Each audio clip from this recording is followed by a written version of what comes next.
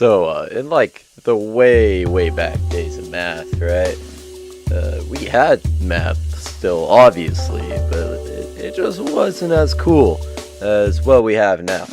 And I'd like to know how those peoples live without zero, because zero was a pretty scary concept, and sometimes it honestly still may be. However, if you think back on it, did these ancient people really have a reason to develop the number zero? I'll give you 5 seconds to think about it. Done. See, I actually gave you 0 seconds to think about it, because that's what this video is about. Ms. Yates, please give me an A. We've been counting things for as long as we've existed. So whenever you stick out those fingies and you do some quick math, maybe when you're having a hard time on a test and you're like, God dang it, what's 2 plus 2? Oh, it's gotta be 4 because my finger says so. Our ancestors did the same thing around 30,000 years ago. They mainly did this with wolf bones that they carved notches into. With what, you may ask? You know, your guess is as good as mine, but maybe other wolf bones, rocks, twigs, their own fingernails if they're really brave.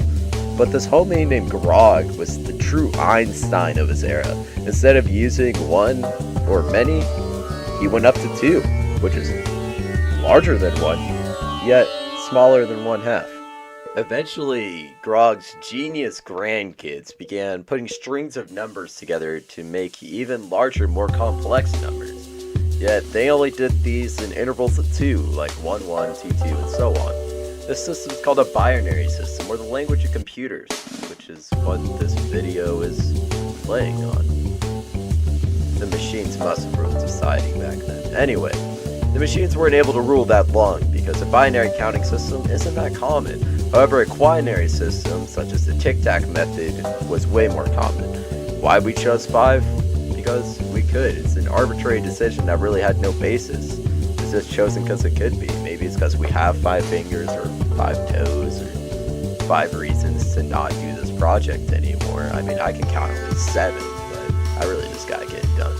So there were these people in what we now call France, you know, that place in between Spain and Germany, that area that always surrenders. Anyways, they used the base 20 system, or vigitesimal system, and it's super heckin' whack to our modern big brains that are so advanced, you know. We're all taking math 111, of course.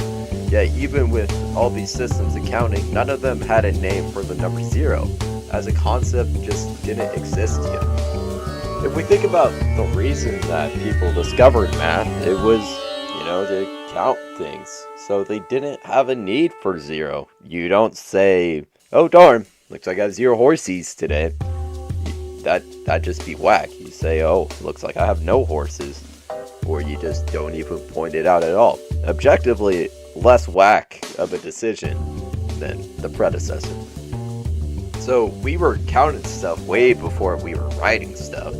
And it was quite a skill to the ancient world if you were big-brained enough to be able to count things. So when they decided they wanted to roll away from oral math to written math, all they really had to do was come up with symbols to represent numbers, because they had no such thing.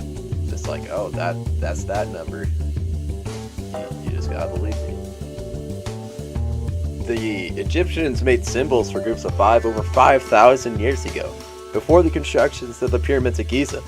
To write down numbers, all these boys had to do was write down a series of symbols instead of however many individual tick marks, yet they still didn't have the need for 0. However, this does not mean that they were thinking dumb. They were actually quite advanced in the areas of math and science.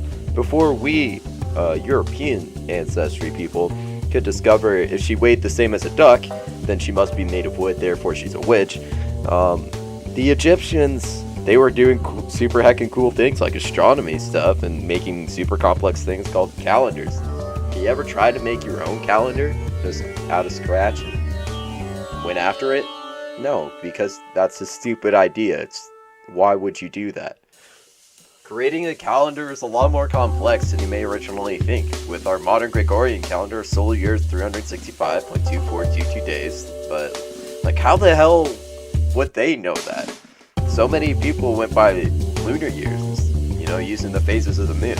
A lunar year is only 354 days, however, so you can continued to use it without eventually correcting it, eventually your seasons would drift apart, and you'd be left with some seriously sad harvests.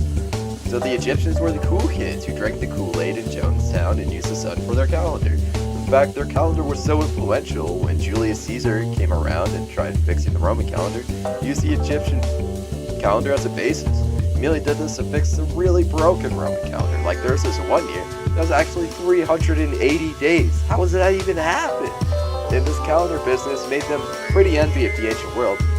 Because also they were pretty heckin' smart. And we still discover new things about them that make us scratch our heads and wonder, why, how? Who did that?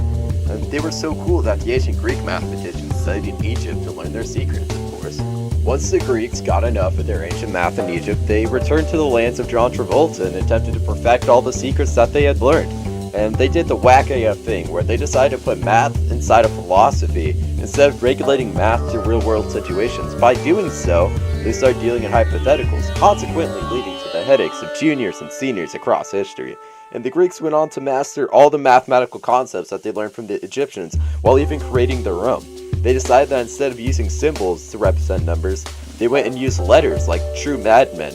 And they just dedicated letters to pretty much every number under 100. In different ways, by combining numbers together, they called it good for a hot minute, because they can use letters, combine them, and make even larger, more complex numbers. Even being high-class, big brain society, the Greeks did not have the most advanced math. This title actually belonged to the Babylonians in the east. They have invented the number 0, and they used the base 60 system, which is hard to understand even today. They only used 2 marks to represent numbers, a wedge that represented 1, and a double wedge that represented 10. The problem with this was they used the same symbol, and eventually that would represent different numbers, which to us seems confusing, but to them it was simple and fine. They went sicko mode and just developed a machine to help them do calculations. We know this today as the abacus. When doing calculations with different numbers represented different columns. But you can't portray that when writing, so it's whack to us now. Their solution to that was 0. However, they only used 0 as a placeholder. It represented the blank space on the abacus. This placeholder is what allowed them to write down the numbers accurately. They saw 0 as a digit, not a number, so it had no value whatsoever. It's like having the superpower to mimic your own voice. Somehow, the Mayas people, all the way in Central America, they also developed 0.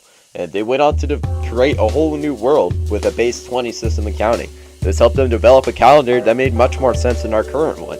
They had 18 months of 20 days with a special party period of 5 days at the end. Instead of starting the days at 1, they would start at 0. The first day of the month is even called Zip, which is where we get that saying from. They had 0 to 19 Zip, which they moved to Zotes, so their days went from 0 to 19. So to the Maya, they would have no problem designating which is the start of a new millennium, 2000 or 2001, because they started everything at 0. 0 was initially scary AF because it was able to take all the principles of mathematics to the back and just absolutely violate them. It didn't follow regular rules, and it had its own special set that it would then use. Like when you multiply anything by 0, it becomes 0. Then when you divide it, it just yeehaws the entire framework of mathematics. Any number divided by 0 just becomes 1. 0 represents the eternal void. It represents nothing. You know when you're flying through space and all you see is stars and blackness? That's kind of what 0 was to these people, and kind of what it still is today. We use it as a tool, but to them it represented heresy, or just really not cool, not great things. And it took a whole bunch of people being like, hey, we need this to, get better mathematics, therefore lead to a better society, for them to finally come to accept 0 as what we now accept it today. And we can't even comprehend what our lives would be without it. So, Miss Yates, thanks for giving me the opportunity to talk about history for about 10 minutes. Wow, that's a lot longer than I anticipated this video would be. And oh god, I still have to edit this. Anyways, it was a fun time. And this is way better than having to take a test as our final. So this gets a fat yeehaw from Wyatt Smith. I'll catch you all on the flippity flip.